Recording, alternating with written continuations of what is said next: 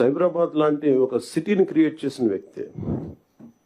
మనస్ఫూర్తిగా చెప్తుంటే అది చాలాసార్లు రోడ్డు మీద వెళ్తుంటే, ఫ్లైఓవర్స్ మీద వెళ్తుంటే హైదరాబాద్లో ఒక రాళ్ళు రప్పల మధ్య ఒక నగరాన్ని చూడగలిగిన వ్యక్తి. మేము ఎవరిని చూడలేకపోయాం. మాకు ఇప్పుడు రాళ్ళు రప్పలే కనిపించాయి, కానీ ఆయనకు ఒక మహానగరం కనిపించింది. So my respect towards CM గారు హెస్ రియల్ ఇంక్రీజ్డ్. లైక్ మేము ఇప్పుడు అదే ఊళ్ళలో తిరిగేవాళ్ళం, అదే ప్రాంతంలో తిరిగేవాళ్ళం.